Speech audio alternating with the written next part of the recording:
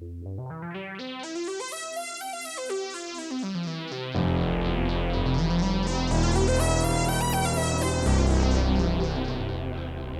and welcome. You are listening to an informed take on current events brought to you by law students and staff of Queen's University Belfast. This is LawPod.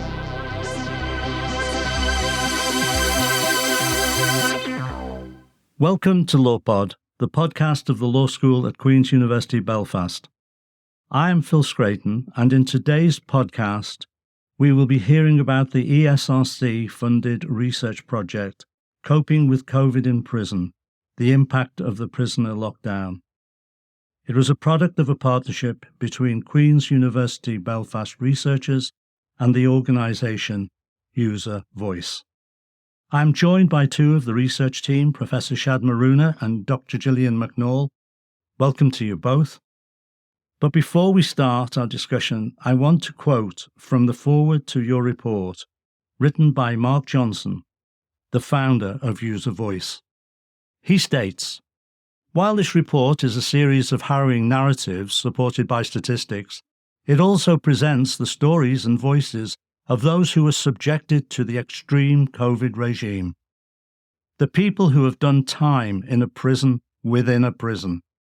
For some, no matter what they were sentenced for, it has been a death sentence. No one could hear their voices then, but now you can. Or you could hear instead the trumpets of the policymakers who are keen to present their COVID strategy as a great success."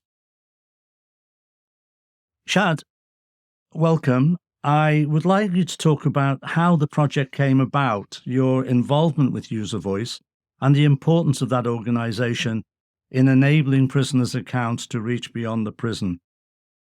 In the report, you talk about prisoners themselves as the primary researchers. Yeah, absolutely. User Voice is a pioneering organization of what now might be thought of as the kind of lived experience or credible messengers. That is, User Voice was founded, you've already quoted the founder, Mark Johnson, who himself is a prison-experienced individual, justice-experienced, a former prisoner. Mark had the vision that he and those like him with that lived experience have an important voice that hadn't been heard in the justice system, and founded User Voice on that principle that he wanted to get the voices of prisoners and former prisoners into the dialogue around what to do about justice in this society. I've been privileged to be on the board of User Voice for a decade now and have worked closely with the organization on a number of projects, but I'd never collaborated really until the pandemic hit. Around 2020 was facing, like everyone, the realization of being a non-essential worker, of finding myself at home, and some of the pleasures of that, but also a sense of helplessness of being outside of the conversation of what was happening in society, which was, of course, nearly unprecedented, what we were seeing around us. And during this time, me and my colleagues like Gillian, but certainly the User Voice organization, were acutely aware that one aspect of society that wasn't being discussed was what was happening in the prisons during this time of what we called lockdown. And of course, we were all very concerned about our own sense of freedom and movement and our own public health concerns during this raging pandemic. But we were concerned that those who are truly locked down, as Mark said, within prisons during this period, were being lost. And that was a grave concern. So we came up with this proposal as a way of empowering those inside prison to tell their own story of what was happening during this unprecedented time. Yes, I mean, one of the things that some of the listeners won't be aware of is that prisoners, as a matter of course, often spend up to 2/3 of their daily life locked down. So they treasure that 1/3 when they are able to associate. You have a quote from Jonathan Simon in the report. Could you give us a flavour of that? Sure, yeah. Jonathan Simon was writing about a decade ago in an article published in 2013 where he does a sort of history of the prison, and he centers in this history the role of disease. He says disease has a distinctive power to strip away the general invisibility of life that takes place behind the walls of prison and narrow the gulf that normally separates the fate of prisoners from the imagination of the free. These moments have been particularly consequential because of the potential to motivate legal elites to see the existing penal regime anew and actively reimagine the prison. So this was written a decade ago, and it seemed very prescient in the sense that here we were again facing a very serious disease that was spreading throughout society, and in particular, the prisoners were at risk well beyond the rest of us in society. So in February 2020, half of the reported Wuhan cases of COVID-19 were among those in penal institutions. One of the first big outbreaks outside of Wuhan was thought to be spread by a trip of prison personnel to a different prison 400 miles away. Within 8 months of the beginning of the COVID pandemic, the number of people in prison who died of COVID or died with COVID far exceeded the number of people who have been executed by capital punishment in the United States, suggesting, as Mark said in his quote, that this was a new death penalty and far more deadly than traditional death penalty. In the end, and it's impossible to tally these things, but there's been something like over 4,000 people in prison died during the pandemic period. And of course, it's still, COVID is still very much with us and inside institutions. So prisons are always, by their nature, dangerous places for public health issues. And this goes from HIV, AIDS to hepatitis to tuberculosis and well beyond COVID. But COVID in prisons were a kind of perfect storm combination. And yet, with the only voices we were hearing were those from prison staff who were remarkably saying, and in the media and elsewhere, and politicians as well, backing this up, that the pandemic period in prisons was a silver lining of the pandemic, how calm prisons had become during this time. And no one knows this better than you, Phil. Prisons before the pandemic were in a terrible state. So the levels of self-harm, the levels of suicide, the levels of violence inside prisons in England and Wales were at record levels in 2019. So when the pandemic hit, it became an opportunity for the prison service to lock down prisoners. You mentioned being locked down 2/3 of the day. When we did our study, we found that over 85% of prisoners were locked down 23 hours per day during the COVID period. As Jonathan Simon says, it was definitely a transformational moment in prisons, but it wasn't the transformation that we might have predicted. Other countries used the opportunity of COVID to release huge numbers of prisoners to try to reduce overcrowding in the prison and save lives. In the UK, certainly in England and Wales, the primary strategy was to lock down. And so we wanted to know what the outcomes of this kind of draconian approach were. Thanks very much for that overview, Shad. Really appreciate it. Gillian, you're an experienced not only prison researcher, but you have worked and managed with the Samaritans. You have seen firsthand, pre-pandemic, the full stress that prisoners are under on a daily basis, particularly in your more recent work in Women in Prison.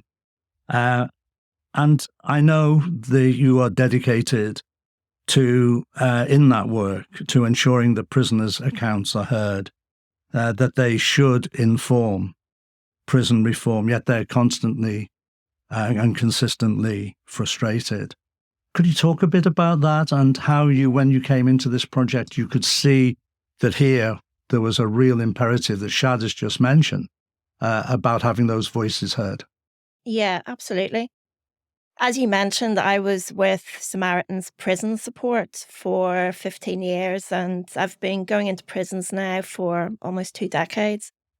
And during that time with Samaritans, I heard firsthand the traumatic experiences of prison. And that's what led me to go into research, to try and elevate those voices that I was hearing. Yeah. And try and overcome official narratives of what is happening inside prisons. At the same time, that then led into my work with women prisoners in Hyde Bank. And I remember reporting back the findings at a big event in the prison on women's experiences in Hyde Bank Wood. And one of the women at the end, whenever it was Q&A time, said to me, "You just think we're all poor wee women." Mm. And it really made me think about my position in research. Yeah. And yes, contextualizing the structural violence of prison in women's lives. But I really thought I wanted to go a direction where I was giving agency to the participants and working more in collaboration with them. And so whenever this opportunity with User Voice came along, I really jumped at it for two reasons. First of all, the fact that it was a method of co-production.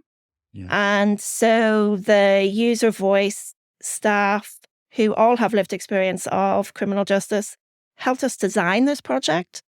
And the prisoners were peer researchers. So that was something that really located their voices at the center of what we were doing. And the second driver, I guess, was exactly as Shad said. There was this official narrative coming out of the prison service that prisons were becoming safer during the COVID-19 pandemic because of the lockdown. Yeah. And we were just shaking our heads in disbelief, Yeah. thinking, what about the prisoners? What is happening to them during this lockdown? And so this project offered the perfect opportunity to find out. I think one of the things that is striking reading your work is the departure from the more usual prison research methods. We're all used to going into prison and even with difficult negotiations with the prison service, at least being able to talk to prisoners directly. There is a departure here from more usual research methods, and also the challenges that arise carrying out in-depth research to hear the voices of prisoners during a period of sustained COVID lockdown. You know, nobody had experienced this before, prisons during a pandemic. And how did you methodologically deal with that?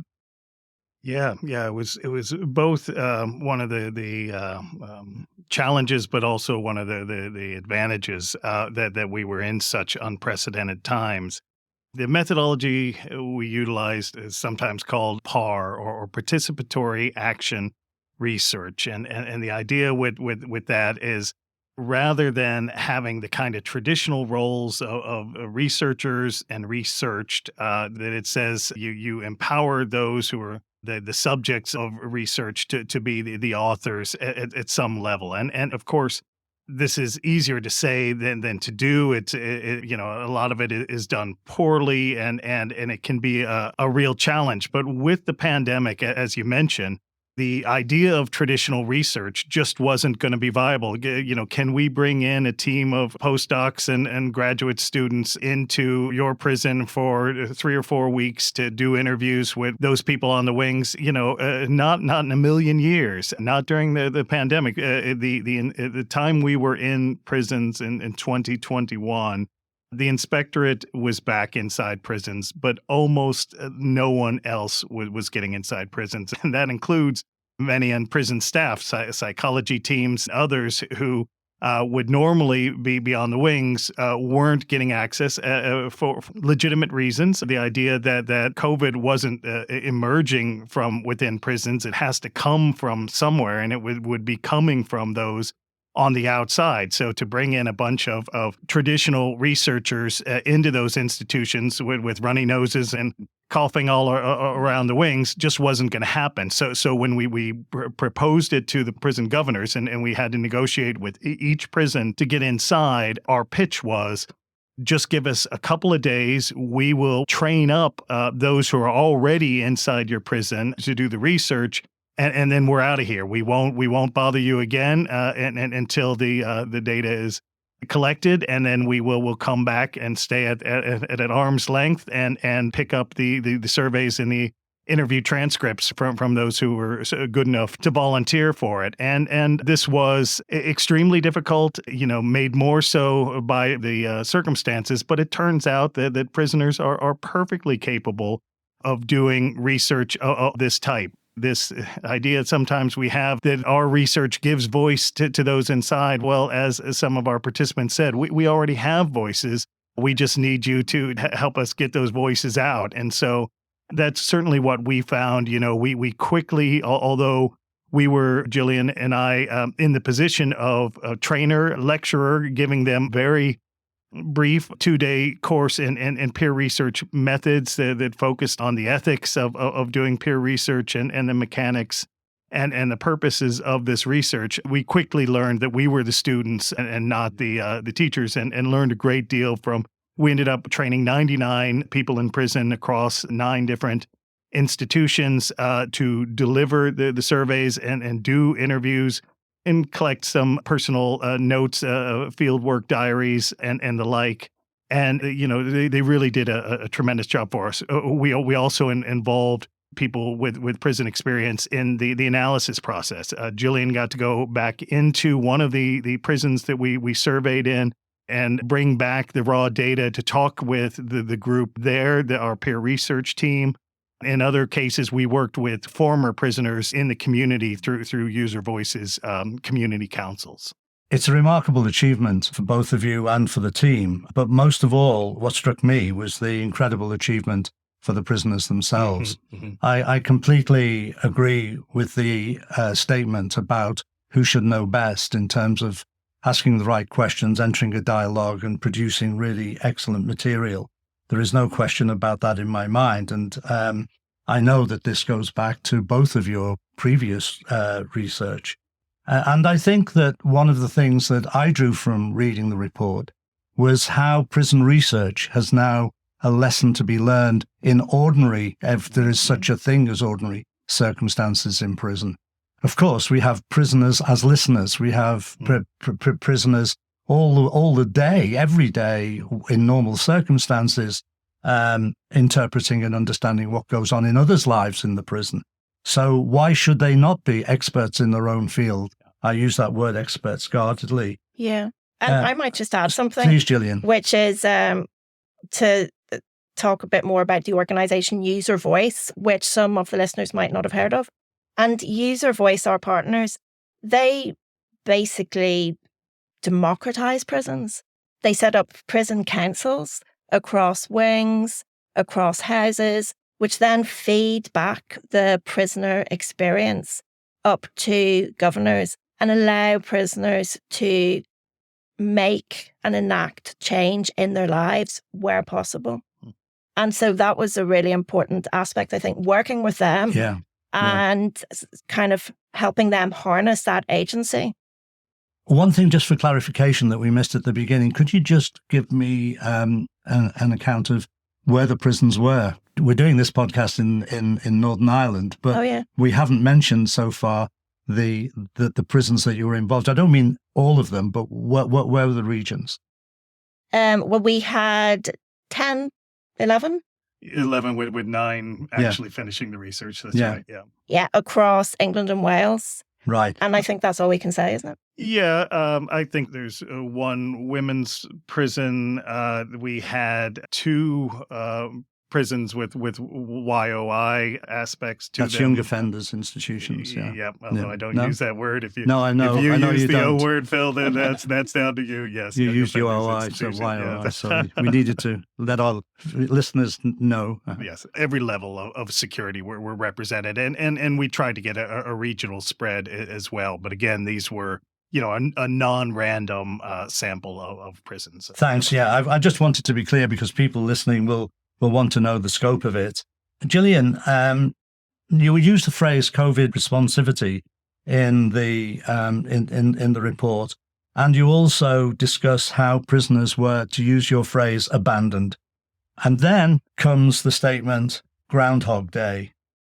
These are strong categorizations, but they seem to reflect a contrast between the slowness and meaningless of time passing in prison in usual circumstances.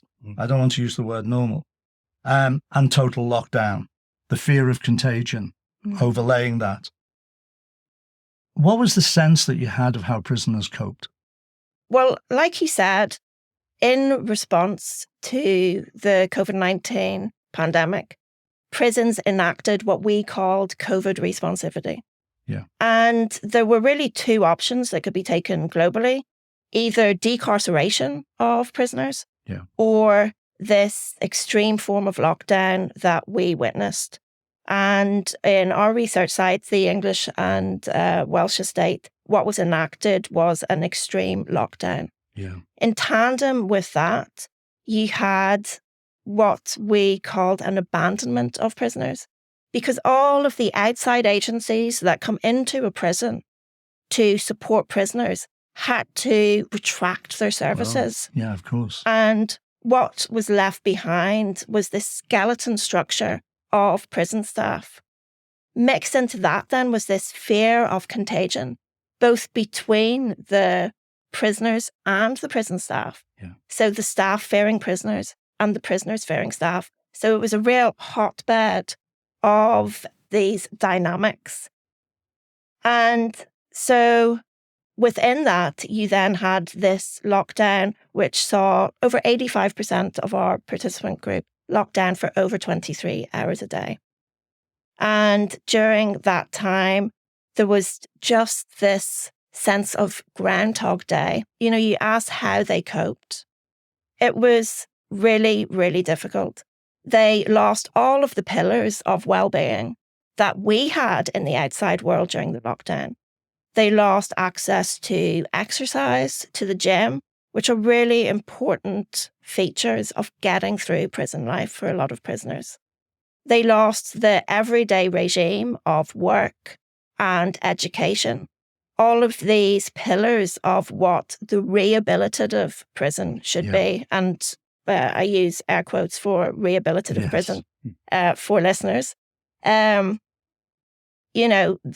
whole purpose of prison was stripped away. Yeah. And this had implications not just for the daily regime, feeding into that Groundhog Day of boredom, but it also had implications for the progression of prisoners. Couldn't move across categories. They couldn't change prisons. They couldn't be released. Essentially, prisoners were trapped in this period of uncertainty. And then under this extreme stress of the lockdown. And, family visits were halted.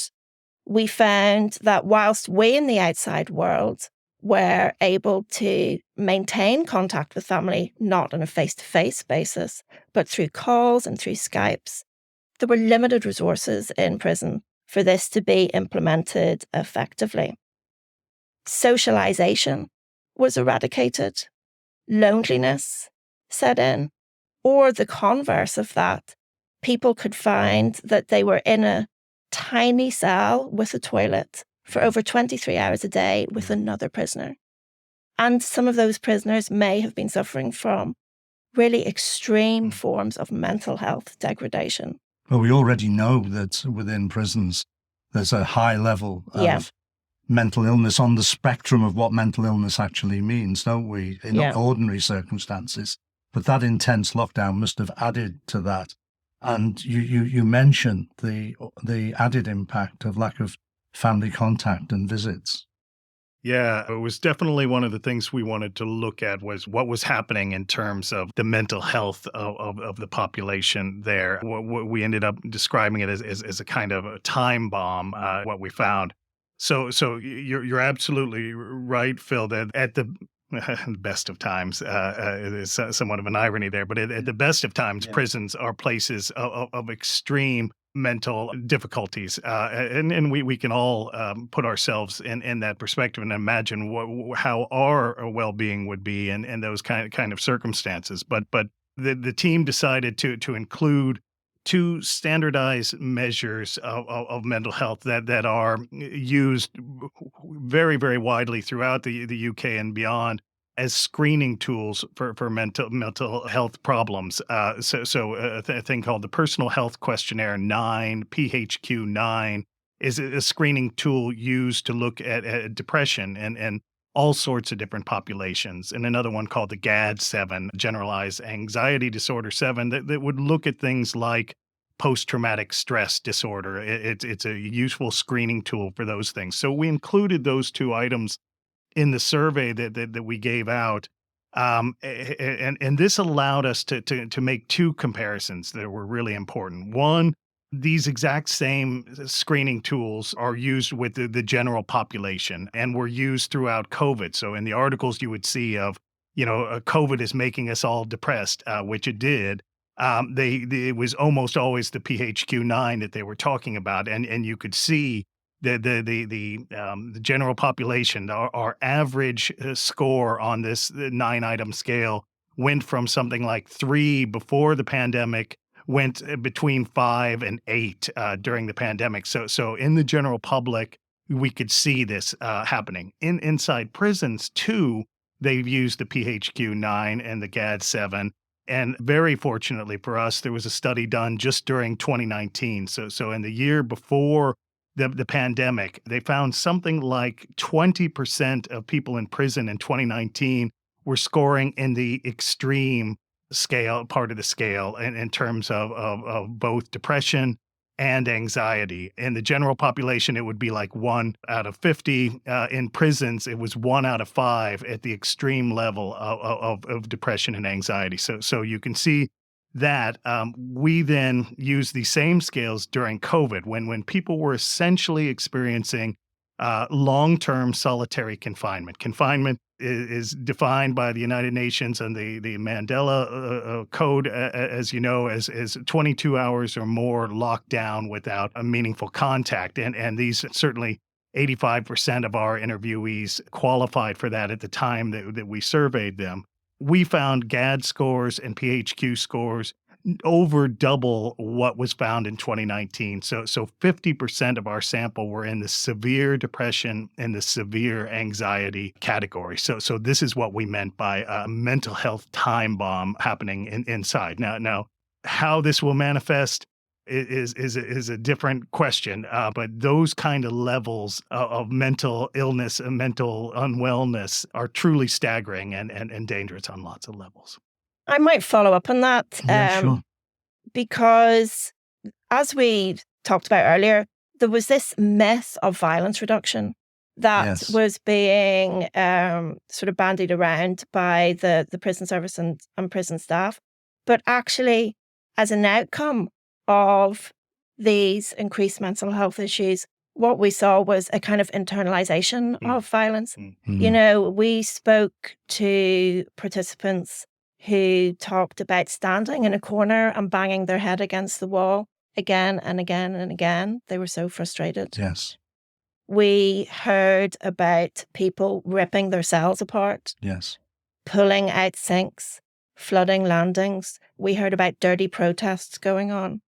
People just couldn't cope with these intense periods of solitary confinement. And so violence was materializing in these different kinds of ways. I think this is a really important point because out in the general public, when people hear about violence within prisons, as you've just described, either interpersonal violence to the self, or destruction of property, they assume that prisoners are endemically violent. But what they fail to understand is what the pressures of being in prison, in ordinary circumstances, if I may use that phrase, mean to an individual. In these extreme circumstances, would you say that these are rational responses to an irrational and incredibly damaging situation? Yeah, you said the general public has a sense that prisoners are inherently violent. I would flip that on its head and say that prisons are inherently violent environments. That if you took a random sample of the general population and subjected that sample to those conditions, certainly the conditions we saw in 2021, the level of violence, and Gillian is right. Some of this is how do we define what is violence, and is violence only an assault against a prison officer, or how do we mean when we say levels of violence inside? But yes, I would say that those environments are producing of that. Yeah. And it's really important to note too that we've kind of left COVID behind to a certain extent, but prisoners are still experiencing this lockdown. Oh, yes. It's as if this regime has been tested and implemented. And now, in the face of reduced resources in prisons, in staff reduced rates, this is what prisoners are still being. Subjected to. Yeah. No, and I can see that, and it's very clear in the report. It's very clear in their accounts, just exactly how that pans out. One of the things that you use is an academic phrase, I guess, which is about how neutralization techniques are actually used then to explain what the exceptional was and then normalize it, if you know what I mean. So you run through them, you say, oh, well, everybody knows this already, but that was then, the lockdown is now over, prisons are always unpleasant places, whether or not you have pandemic. Doesn't everybody suffer outside in the real world, in the real world, as they would put it, during a pandemic? And wasn't this the only option? I mean, those 5 questions are really crucial questions because they're questions that the general public will always ask. Yeah. So how do you respond to that? I mean, you've explained a lot already, in fact, but how would you nutshell that? Yeah, I mean, we got those questions. We were fortunate enough, as this was a participatory action research project, the action part involved us feeding back the findings within each institution as soon as we were done, not the moment we were done, but as quickly as we could. Very soon after collecting the data, we were feeding it back to the individual establishments, and we were also feeding it back to the Gold Command group and the prison service. And these kind of responses were the type of things we were hearing, all perfectly rational, but to our frustration that we were finding things that were keeping us up at night as researchers. Yes. We were finding things that we found very striking, and not always, but often.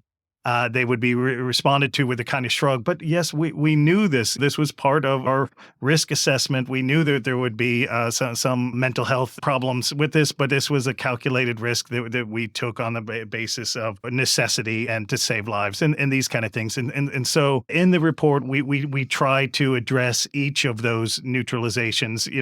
Of course, in real time, it's more difficult to do that. But since we had the benefit of sitting down to write the report, we thought we would go through all of those and try to show that we don't want to come across in our dissemination and in the report itself as, attacking individuals in the system for the choices they made. Because even if we disagree with some of those choices, to attack them will immediately get that kind of defensiveness back of hey, I was in a very extraordinary circumstance here. I had to save lives. I had very little time and very little information, and I did the best I could. And that's understandable. So we try to approach it taking that for granted, saying, look, we know that this wasn't a sinister plot, but here is what has happened during the pandemic. This is what's happening to lives. So now what do we do about it? How can we make amends for this? How can we move on and so forth? And as Gillian has said, one of the sad things, although I think the work has had some impact, but it does seem that the political climate of the moment, now we're in a cost of living crisis. We're in a variety of different crises happening at the moment, and the public's attention, certainly the political class's attention is miles away from prisons. And again, this will always be the kind of forgotten population during all this. To go back to the Jonathan Simon quote, we forget about prisons at our own peril. The spread of the pandemic was empirically attributed to the spread of penal institutions, and especially the big city jails and with the churn of people in and out of them and so forth. So well, I despair at times, but working against those neutralizations is something that we are forever in this work. And again, you know this better than anyone, Phil, fighting against to try to make folks realize that the issues of prisons are all of our issues, and the impact is throughout society, and not just in this kind of forgotten group.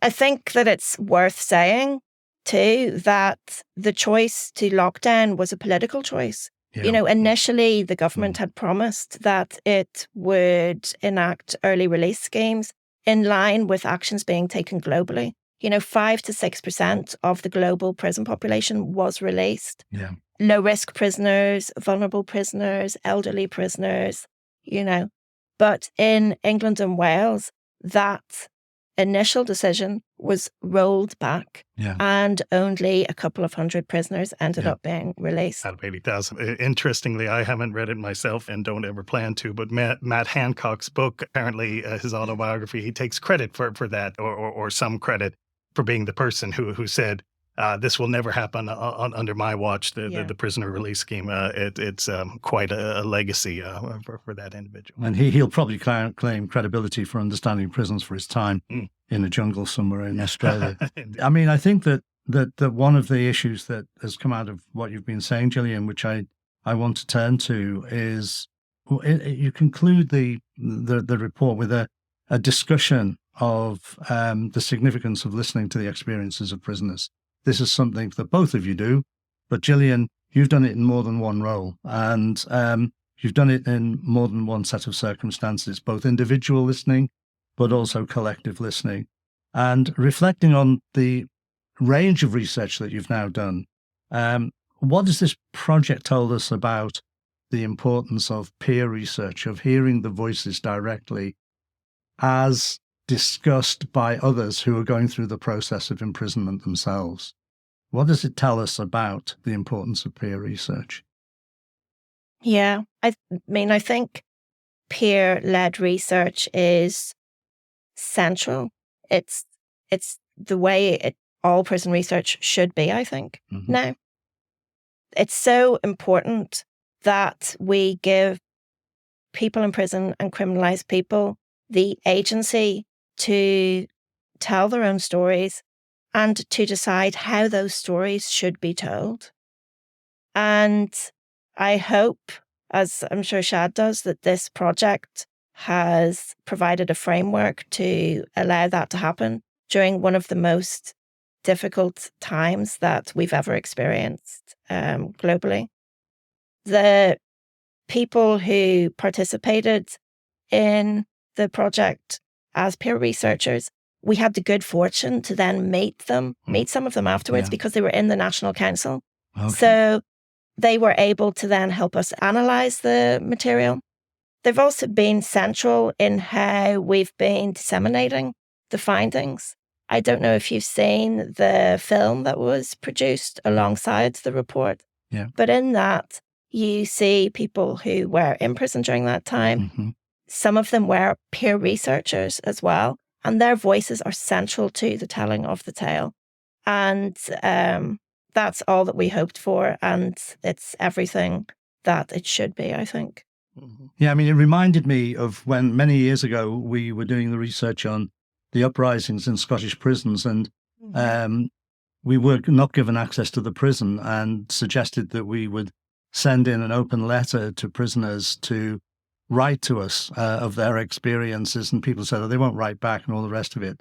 2 weeks later, we had 63 responses for people who'd been in the heart of the uprising, some of them 3,000 words long. Yeah. And what your work has reminded me of is that significance, is that the voices are there, ready to be heard, but they are systemically denied. Yeah. They're denied in the prison because of the routine of how, if they make complaints or whatever, of how that process operates, but they're also denied externally. And I think that's one of the strengths of this work. You say that you make no apology, and rightly so, I believe, for focusing on the views of prisoners. Does this now, and you've partly answered this question, it's a question to both of you, does this now suggest a rebalancing of prison research to ensure that the view from inside is an appropriate consideration? We talk about the view from above, that which is what we learn from official documents and official research and much of the ESRC research, etc. But this we're talking here is like the view from inside. Yeah, I think it really does. It certainly does for me going forward. I can't imagine going back research-wise. But again, the limitations of what was possible during the pandemic meant that prison research, internationally speaking here, became very, very reliant on official statistics from inside prisons and so forth. So very much top-down collected data and that narrative has held sway. And yes, this research, I think, being mirror opposite of what that wider narrative is, of that these are the best of times in prison and so forth, would suggest in itself a need for always getting this kind of voice. Yeah. We're getting towards the end. But before I ask you the obvious general question of anything we haven't covered, there is one more really significant point that follows on from the discussion we've been having, and that's how you've partly answered it, how you've ensured that those who participated in the research have had access to reports. I mean, as academics, your work is now published in peer-reviewed journals. However, beyond academia, what are the responsibilities of prison researchers to prisoners, ensuring that their voices are heard, but also that their voices are not misrepresented? That involves, I believe, feedback and discussion, further discussion. How have you managed to negotiate that? As Shad said earlier, we returned to prisons where we could. I went back to one of the big prisons we went into and fed back the themes that were coming out of the data that they have provided us with. And then they really just talked it all through, gave me their interpretation, explained things to me that I had maybe just interpreted through my lens, not through theirs. And then our partners, Years of Voice, did the same thing. They went back into the prisons, and we had done, as Shad mentioned, these rapid response reports for each prison. So we had this big report, but we were feeding back immediately to each individual prison to make sure that change could be implemented as rapidly as possible at the time. At the time, wow. Yeah. And so these were going not just to the governor and the management team, but to our peer research team as well, so they could see what their governors are seeing from their individual institution. Yeah. That's an amazing level of readjusting the accountability mechanism. It was. Absolutely. Yeah. And so they were able to feedback on those individual findings from their individual establishment. And then all of that, second, the analysis of the overarching report. And then we met up with the National Council, I'm going to say 4 or 5 times, and they helped us further analyze the overarching themes. What did they think of them? Did this have the primacy that we were given? And many of them had been peer researchers for us or had been in prison during the pandemic. So it was just great for triangulation, wasn't it? Yeah. The only other thing I would add, we were very aware of the risk and potential for exploitation here, that we were asking a lot of these individuals. And thankfully, no one got in serious trouble from their prison for participating in the research, although many had hassles from staff, but they also put themselves at risk simply talking to other prisoners from a public health perspective as well, and so forth. Yeah. So we wanted to make sure that they got something out of this besides the experience, besides the sense of doing something that might make a difference, that should make a difference. The training that we delivered was accredited. The 99 peer researchers had the opportunity to get a qualification in peer research methods through the Open College Network. Now, not all of them were able to. It involves a lot of paperwork to demonstrate learning. So some short essays and some workbooks and so forth. And nothing like all of the 99 got the full qualification, but they had that opportunity. And all of the 99, we wrote a letter of recommendation for them, thanking them for their participation and explaining what they did, that they can use that letter in whatever way for their folder going forward. We did keep that in mind, that this has to be a mutual process. We weren't able to pay peer researchers because of the difficulties there and the prison, but we did want to make sure that they were gaining as much as we were from their participation. I can remember a prisoner once saying to me when I discussed the issue of not being able to put something into the tuck box or whatever their weekly pay. Mm. He said to me, "Participation is my payment. Truth is the end result." Mm. And I think that is a really significant. That's the significance of this work.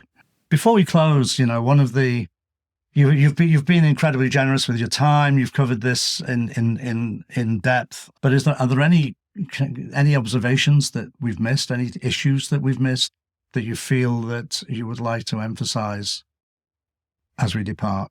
I think we've covered everything, but I would say that this story isn't over. I feel that generally we're all moving on from COVID in a kind of business as usual way. Yeah. And not really acknowledging the trauma that has been experienced globally. Mm-hmm. And no more so is this the case than in prison. It's not enough to just move past this. There has to be an acknowledgement of the hugely traumatic experience of 2 years of basically solitary confinement. Yes. Yeah. And the impact that has had on people who are still in prison and on those who are exiting prison. Yeah, I think that's a great point. And I'm, as much as anyone, tired of COVID, tired of thinking about COVID. And so, I would encourage folks to have a look at the report that's online, to have a look at the journal articles that you've mentioned, Phil, but to read them, less as a study of a particular historical moment and more of a generalizable study of the prison and life inside prison, certainly in solitary confinement on a mass scale, which is a natural experiment that I hope is never repeated, but we certainly need to learn from going forward. Thank you very much. I think there are 3 points I would just like to emphasize that came out of your discussion in conclusion. First of all, the way in which in the general public people will use phrases like "it's like being in a prison" when they describe COVID. That it isn't. I've been in prisons, you've been in prisons. It's not like being in a prison every day through COVID, however much it was difficult for myself, my family, and all those around me and those people who lost loved ones. We walked in the park, we were able to get in the garden, we were able to do all of those issues. The other issue that came out of this was the sincerity of this work. As a prison researcher myself, I know exactly what you meant when you used the phrase, "it kept us up at night."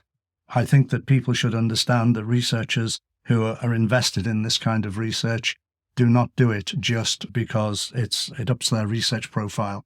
They do it because it is a tremendous commitment and it comes at a price.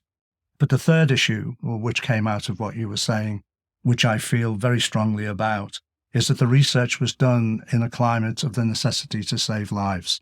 That phrase that you use really struck home to me early in the interview. So thank you, Shad. Thank you, Gillian, for this tremendous piece of work. I encourage everybody to read it, whether or not they have a direct interest in prisons. We all should have a direct interest in prisons. Prisons are built, constructed, staffed in our name. Therefore, it's our responsibility to ensure that the prisons themselves are questioned at every level in terms of their organization, with or without COVID. This has been a great pleasure for me, although it's a very heavy subject, to chair this law pod. The podcast, as I said at the beginning, of the law school at Queen's University. We're indebted to both Gillian and to Shad for the research and also for the publications, but also for their humanity.